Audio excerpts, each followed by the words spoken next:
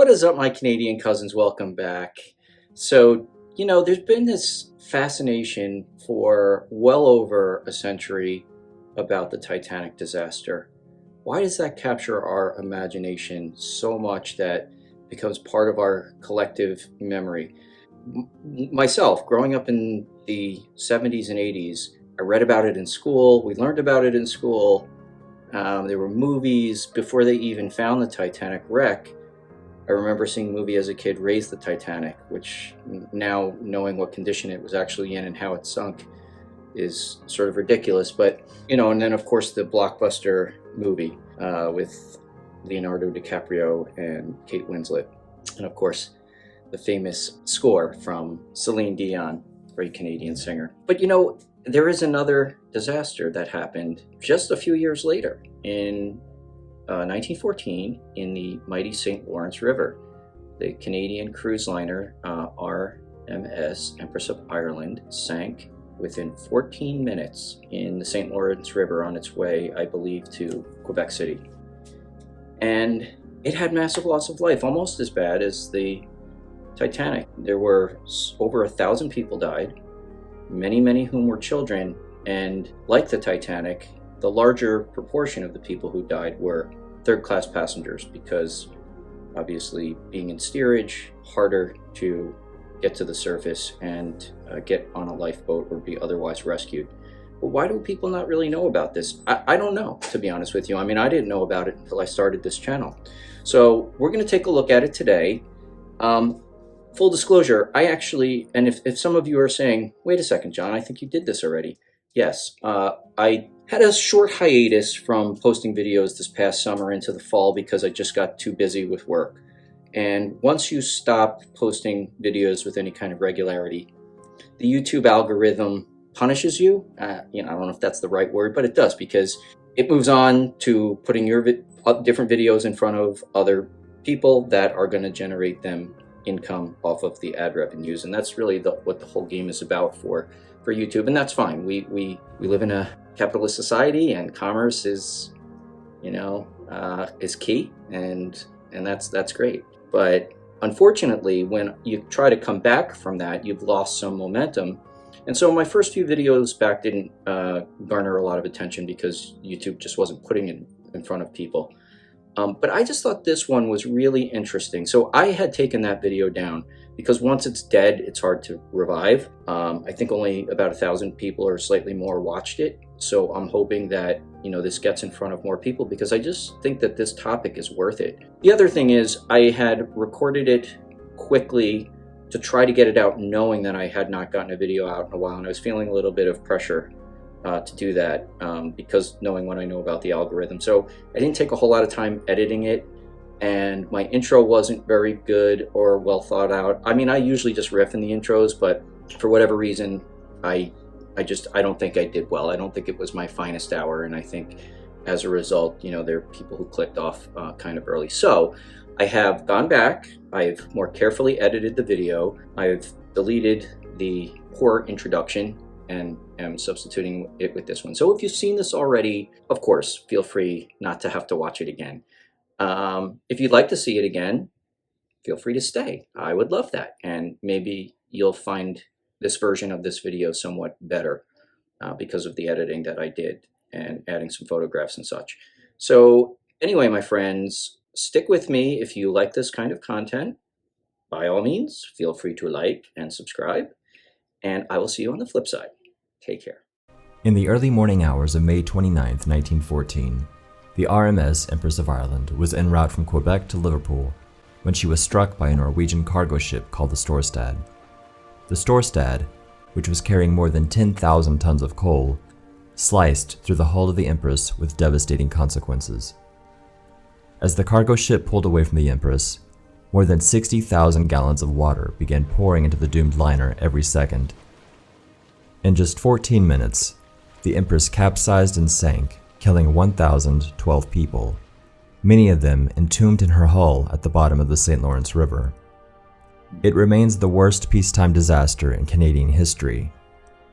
Despite the huge loss of life, the tragedy was quickly overshadowed by the onset of World War I just 2 months. So this was prior to World War I, so this would have been prior to the Halifax explosion, which, they're saying this was the largest peacetime disaster. The Halifax explosion certainly was during wartime, but not in a theater of war, of course, due to war, because of all the explosives and war ordinances that were on the Mont Blanc. I'll drop a link in the video in the description below if you want to see my reaction to the Halifax explosion. Later. Today, we explore the life and death of the Empress of Ireland and the legacy of this often overlooked piece of history. Construction on the Empress of Ireland began in Glasgow, Scotland in 1905. She was the second of 2 ships ordered by the Canadian Pacific Steamship Company as a result of Canada's expansion into the lucrative transatlantic market the previous year. While shipping companies like the Cunard and White Star Lines competed for passengers with large and luxurious ocean liners like the Lusitania and the Titanic, the Canadian Pacific Line produced ships with efficiency in mind. At 570 feet, or 170 meters, and just a little more than 14,000 tons, the Empress of Ireland and her identical sister ship, the Empress of Britain, were not made to cater to the rich and famous. They were, however, a reliable and affordable way for tens of thousands of immigrants to cross the Atlantic in just a few days. Which obviously during the time is when so much European immigration to North America was going on. No, this is the third-class dining hall. Doesn't look luxurious by any means, but it also doesn't look terrible. I would like to see what the first-class accommodations look like. But it's interesting to me. I'm such a geek sometimes. Like the fact that Canada was getting into the ocean liner business to find a niche that wasn't necessarily in competition with the big luxurious British lines. And they mentioned the two before, obviously the Titanic and Lusitania. Those are very well known and very, very well known about how they met their end. But that part of it is kind of like beyond the sinking. I'm interested in that too. The whole idea that Canada was getting into this business and why and how it did and what it did. And, it's also sparking in my mind is how big is the St. Lawrence River? I know it's long. How deep is it? How wide is it? It could accommodate all of these big shipping liners.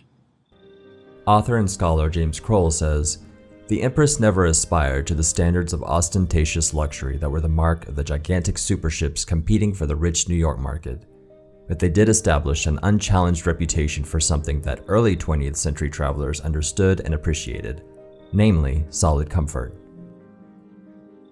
On June 29, 1906, the Empress of Ireland set out on her maiden voyage. In 1909, the Empress tore a hole in her hull after striking a sunken wreck in the St. Lawrence River, an eerie incident that one might say foreshadowed the Empress's fate 5 years later. In 1912, in response to the Titanic disaster, the Empress's wooden lifeboats were replaced with 16 steel lifeboats and 26 collapsible lifeboats. Combined, they could carry nearly 300 more people than the ship was licensed to carry. No amount of safety equipment, however, could have prepared the passengers and crew for the horrifying events of May 29, 1914, when she... So that's really interesting. Yeah, so they had some mishap in 1909, which was a few years before Titanic sank in 1912. But in response to Titanic sinking, they had more lifeboat capacity than the liner actually had passenger space for, which certainly was not the case with Titanic, and yet there was this high loss of life. So I'm guessing the ship sank really fast. Left Quebec City bound for Liverpool with nearly 1,500 passengers and crew. As she set off that afternoon, members of the Salvation Army Band sang the hymnal, "God Be With You Till We Meet Again." Commanding the doomed liner was 39-year-old Henry George Kendall, who had just been promoted to captain that month. This would be his first time taking the Empress down the St. Lawrence River. Meanwhile, the Norwegian cargo ship the SS Storstad was on its way to Quebec, carrying nearly 11,000 tons of coal. The Storstad was being captained by Thomas Anderson, who had been in command of the ship since it entered service in 1911. On board the Empress that evening on May 28th, Passengers enjoyed dinner between 6 and 7 p.m., and most were in bed by 10. So I just want to point this out because, they said that this is nowhere as luxurious as the Titanic, Lusitania, Britannic, Olympic, any of those ships of that time period that were the super luxurious. But yet, just think about old buildings of that era with marble and wood carvings. If you go into New York City, there are municipal buildings from that era that just had these gorgeous ornate wood carvings and gigantic marble fireplaces and stuff. Can you imagine a municipal building being built like that today? That's a little bit of a digression, but what I'm saying here is that even though this was not nearly as luxurious as the likes of Titanic, it's still beautiful. Look at those wood carvings on the wall and the beautiful tile flooring. I wish I could see the staircase, but I could tell, there's just a lot of nice wood carvings there. Whatever seat they're sitting on is obviously leather, with that button cushioning and everything. Just wanted to take a moment to appreciate the beauty of this, even though this was supposed to be a sort of more discount liner. Around 1:30 a.m., the Empress dropped off her river pilot as she approached the Gulf of St. Lawrence before entering the Atlantic. A river pilot is someone who helps the captain navigate the ship in rivers and other inland waterways before going into the ocean. Shortly after dropping off the river pilot, a lookout on the Empress spotted the Storstad about 6 miles east off the starboard side. And so those river pilots, I know a little. I live on an island and I've been around boating a lot of my life, and I've always lived on the shores of the island. But so the river pilot would have been somebody who knew the river very well, knew all of the ins and outs, the inlets, the sandbars, or whatever, might be a danger. This is where accounts of what happened next can vary slightly depending on who you ask.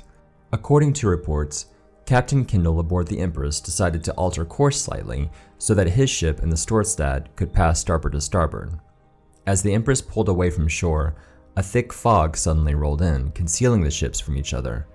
At this point, all they had to go on was the sound of each other's whistles. Concerned by the fog, Captain Kendall wanted to take extra precaution when departing. He blew the Empress's whistle 3 times to indicate to the Storstad that his ship was reversing. The Storstad then blew 1 long whistle in response, indicating that they were approaching on the starboard side. Kendall then blew his whistle 2 more times to communicate that the Empress was at a standstill and waiting for the Storstad to pass. On board the Storstad, Captain Anderson had gone to bed for the night, leaving his 33-year-old chief officer in command. According to his testimony, the chief officer thought that the Empress was signaling that it was trying to pass the Storstad port to port. By the time the chief officer spotted the Empress, it was too late. He called for Captain Anderson, who arrived on the bridge less than a minute before impact. Aboard the Empress, Captain Kendall saw the cargo ship emerge from the fog. The Storstad was coming directly toward the Empress at about 10 knots. In a vain attempt to avoid a collision, or at least avoid a direct impact, Kendall ordered the Empress to turn to starboard so that the stern of the ship would swing out away from the oncoming Storstad. With so little time to react, a collision was unavoidable. The Storstad penetrated the Empress midship between its 2 funnels. The freighter tore some 20 feet or 6 meters into the ship and 25 feet or 8 meters below the waterline on the starboard side. I would imagine a collision like that is just devastating, and I can see where this is going, and I'm sure that this ship sank fast if it penetrated that deeply. But it's almost like the Storstad was a projectile, like, almost like a torpedo onto itself with a sharp edge, all that weight behind it, because some people, I think, who have never been on even a small motor boat, there's no brakes. Boats are about inertia, and the larger they are, the more inertia they have, the harder they are to change course, to back up, or to anything. And these collisions become unavoidable, and just all that steel tonnage, with a sharp bow edge pouring directly into the, what did they say? Was it the starboard? No, it was the port side of the Empress of Ireland. Yeah, devastation obviously was in the cards here. When the Storstad reversed, it left a gaping hole some 14 feet wide, or 4.2 meters. Despite the destruction, the impact was deceptively gentle, according to survivors. That's because, as one historian wrote, the Storstad's bow had gone between the liner's steel ribs as smoothly as an assassin's knife. Immediately, tens of thousands of gallons of dark river water poured into the Empress. Passengers below deck, who had been sleeping just moments before, quickly drowned. Those who didn't die quickly found themselves struggling in total darkness to traverse the flooding corridors as the ship lurched to starboard. Portholes that had been left open overnight also hastened the sinking, as some of them were only a few feet above the waterline to begin with. Within 5 or 6 minutes, electricity on the ship went out, and the ship listed so badly that none of the lifeboats on the port side could be launched. About 14 minutes after the collision, the Empress made her final plunge into the St. Lawrence River. Captain Kendall was thrown from the bridge as the ship keeled over onto its side, and when he resurfaced, the Empress was gone. The 465 survivors were taken aboard the Storstad and 2 other Canadian government ships, the Eureka and Lady Evelyn. Out of the 138 children who were on board, only 4 of them survived. One of them was 8-year-old Florence Lorraine Barber, who was traveling in second class with her mother and sister. Florence was saved by a man named Robert Crellin, a family friend who had been accompanying the Barbers on their journey. It was later revealed that Crellin was to marry Florence's mother once they reached England, but sadly, both Florence's mother and sister died in the sinking. Crellin later commented on Florence's bravery to reporters, saying, "The child was pluckier than a stout man. She never even whimpered, and complaint was out of the question." Florence added, "I felt somehow that I had not let him down by disgracing myself and crying." In the end, 1,012 people died in the sinking of the Empress of Ireland. Many of them remained entombed in the hull of the ship, never having a chance to escape. Nearly 200 victims. If you think about that, that is not much less than the Titanic, and the Titanic was in the middle of the ocean with the nearest ship 2 hours away. This was in a river where, the ship that hit it was a rescue boat. It had plenty of rescue boats unto itself, and wouldn't have taken long for rescue boats from the shore to have gotten to it, but yet it was just so disastrous that it capsized and went down in 14 minutes. So many people sleeping, not even knew what happened. But the thing that gets me is the children. They just can't.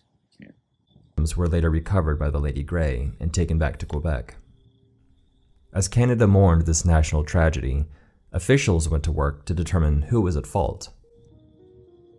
The official inquiry into the sinking placed blame on the Storstad crew, specifically its chief officer, Alfred Toffins, who was at the helm.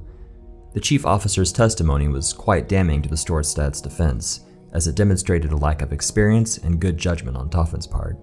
In the end, the court ruled against the owners of the Storstad, forcing them to pay $2 million Canadian in damages to CPR. As for the Storstad, it was given to CPR as recompense for the damages and later sold for $175,000. As for news of the Empress, headlines of the disaster were soon replaced by the onset of World War I just 2 months later. In a strange twist of fate, the Storstad was sunk by a German U-boat during the war in 1917, killing 3 crew members. The Empress lies in about 130 feet or 40 meters of water, Wow. which is relatively shallow for a ship her size. It's a painting. In fact, 2 months after the sinking, it was reported that the wreck of the Empress was shifting, causing her mast to rest just 35 feet or 11 meters below the surface. Very realistic. Because of the hazard this posed to other ships, divers had to blast off the Empress's masts. On April 30th, 1998, the wreck of the Empress of Ireland was declared a historic site by the Quebec provincial government, making it the first underwater heritage site in Quebec. A plaque at the Marine Museum in Quebec shares the ship's lasting legacy and the role she played in creating new lives for the immigrants who sailed her. It reads in part, "Tens of thousands of immigrants arrived aboard the Empress of Ireland between 1906 and 1914. Today, their many descendants remain historically and emotionally connected to this symbol of the roots of their lives in Canada."